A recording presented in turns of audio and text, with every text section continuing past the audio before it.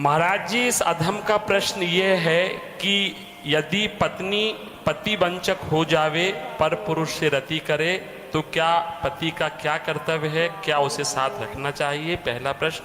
हाँ, पहले ही प्रश्न एक एक का। जैसे अपने को पता चल जाए कि अपनी जो पत्नी है वो धर्म विरुद्ध आचरण करके पर पुरुष से रति करती है, तो हमें चाहिए उसे प्यार पहले दे करके संभालना चाहिए। क्योंकि आजकल ये गलतियां साधारण स्वरूप धारण कर रही हैं। नए नए बच्चों को ना तो हम ब्रह्मचर्य के बारे में शिक्षा दे पा रहे हैं, ना हम उनको इस धर्म के बारे में शिक्षा दे पा रहे हैं। आज की जो नई पीढ़ी है, तो जैसे आज हमारा मन आया तो इस दुकान की वस्तु पाई, कल उस होटल की पाई, परसों उस होटल की पाई, ऐसे वो इन क्रियाओं को एक मनोरंजन समझने लगे हैं। कोई धर्म शास्त्र है वो ऐसा निषेध करता है, ये बात आज तक बच्चों तक पहुंच ही नहीं रही है।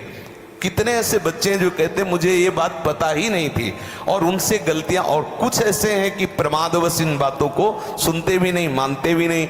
अब क्या हुआ, जब उन बच्चों का ब्याह होगा तो उनका अभ्यास है। जैसे कोई एक बच्चा जब उससे परिचय प्राप्त हुआ तो उसने बताया हमारे 9 गर्ल फ्रेंड हैं। अब अपने लोगों के तो समय में मतलब ये तो अभी यही सुनने को मिलता है। ऐसा तो देहात में विशेष पवित्रता का ये भाव रहता है, ये कभी तो हुआ ही नहीं, ऐसा था ही नहीं। 30-40 वर्ष पहले सब बातें कभी सुनने को नहीं मिली। अच्छा, अब जब 9 हैं तो अब उनके भी कई होंगे बॉयफ्रेंड। अब उनके संबंध कैसे हैं, अब ये तो हम नहीं जानते ना। मित्र बनाना कोई दोष नहीं है, लेकिन मित्र बन के अपनी सीमा में पवित्र रहना ये बड़ी मुश्किल बात है। क्योंकि बड़े बड़े साधक जो जितेंद्रियता के मार्ग पर चलते हैं उनसे भी चूक होने की संभावना रहती। फिर जहां ये प्रश्न ही नहीं है जितेंद्रियता का, जहां साधन का प्रश्न ही नहीं है, वहां पवित्र रहा जा सके, मुझे तो लगता है असंभव, मुझे लगता है असंभव। अब यदि उनकी आदतें वहां खराब हो चुकी हैं तो ब्याह होने के बाद उस आदत को एकदम रोक पाना बहुत ही कठिन है। उसके मन में आएगा, चाहे जितना सुंदर उसका पति हो, लेकिन वो स्वभाव है, उसने कभी मर्यादा का पालन नहीं किया, तो उससे ये गलती हो जाना स्वाभाविक है, क्योंकि नींव खराब हो चुकी है। अब क्या करे? पहला कार्य पति का है कि उसे प्यार करके, लेकिन ये वही सुधार सकता है जो स्वयं में सुधरा हो। पहले पति को देखना चाहिए कि मैं एक पत्नी व्रत हूं, क्या मैंने कभी भ्रष्ट आचरण नहीं किए, क्या मैं अभी भ्रष्टाचरण नहीं कर रहा? यदि नहीं तो फिर उसके लिए उत्तर है वो एक बार पत्नी को प्यार से दुलार से संभालने की चेष्टा करे, उसको समझाए कि उसका वो कार्य बहुत बुरा है। पतिवंचक पर पति रति करई, रो रो नरक कल्प शत परई। न जाने कितनी ताड़ना उसको भगवत विधान से मिलती है। यदि आपको पति थोड़ा कुरूप मिल गया है, थोड़ा योग्य नहीं है, और आप ऐसा दुराचार इस भाव से, तो वो बहुत दंड का कारण बनेगा, वो बहुत हानि का स्वरूप है। अब हमें उसके सुधार के लिए उसे प्यार देने की आवश्यकता है, उसे समझाने की आवश्यकता है, उसकी आवश्यकता को हम महत्व दें। उसे प्यार के द्वारा, ऐसा नहीं है जो अंग खराब हो जाता है हम औषधियों के द्वारा उसे पुनः ठीक करते हैं। जब ऐसी स्थिति हो जाए कि पूरे शरीर में सड़न हो तो फिर कटवा देते हैं।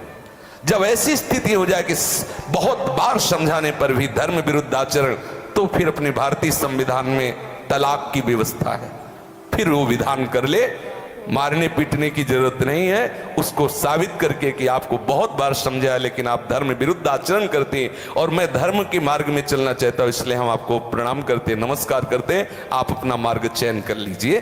दंड देने का विधान सरकार को है, स्वयं को नहीं।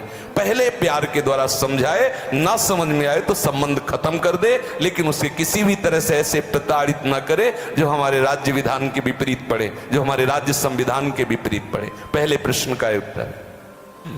महाराज जी, पत्नी के लिए प्रायश्चित क्या है? क्या भजन से उस स्त्री का कल्याण? भजन से किसी का भी कल्याण किया जा सकता है। अगर वो व्यभिचारिणी पत्नी है और हमारे प्यार से वो सुधरना चाहती है तो भगवान नाम का आश्रय लेकर के उससे मार्ग में बढ़ाना चाहिए। वो निश्चित भगवत प्राप्त हो जाएगी, उसका निश्चित सुधार हो जाएगा। जब वैश्याएं भगवत प्राप्त हो गई तो वो क्यों नहीं हो सकती? गलती किसी से भी हो सकती, पहले गलती देखने वाले को देखना चाहिए कि मेरे अंदर गलती है कि नहीं। यदि नहीं है तब ये प्रश्न आता है संभालने का, यदि है तो पहले आप अपने में ब्रेक लगाइए। आप चलो भ्रष्ट आचरण से और उसको बनाना चाहो पतिव्रता तो असंभव। यदि आप सत्य मार्ग से चलोगे तो आप में वो दम है, वो प्यार है, उसे समझाया जा सकता है। कितने ऐसे सद्भावना वाले हुए हैं कि संस्कारवश वैश्यालय में फंसी हुई लड़कियों को उन्होंने पत्नी स्वीकार किया और एक सदगृहस्थी की तरह जीवन उनको यापन करने का अवसर दिया। फिर वो तो पत्नी है, यदि वो स्वभावश गलती कर जाती है तो ऐसा नहीं कि आप उसको दंड दें।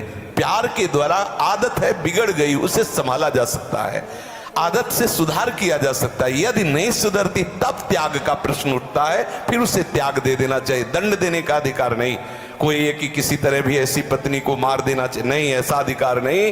भारतीय संविधान में और भागवतिक संविधान में, दोनों में नहीं। त्याग कर दो, आपका संबंध नहीं बनता तो नमस्कार, आप अपने मार्ग को देखिए। हमारा आपका पाणी ग्रहण संस्कार हुआ था धर्म पूर्वक चलने के लिए। यदि आप धर्म पूर्वक नहीं चलती, आप स्वीकार करो कि आपको बहुत बार समझाने पर भी फर्क नहीं पड़ा, इसलिए आप अपना मार्ग चयन कर लीजिए। ऐसा चलना चाहिए। और उद्धार तो अपिचेत दुराचारो भजते मां मनन्य भाग। जिसने ये निश्चय कर लिया अब लो नशानी अपना, आज से ही वो परम पवित्र है, आज से अभी साधुरे समंतव्या सम्यक व्यवसिता। ऐसा गलती होती रही, स्वभावश गलती, आज से अब नहीं करूं। उसी समय से वो महात्मा है, वो पवित्र है, भगवत शरणागत है, इसलिए उसको आदर देना चाहे।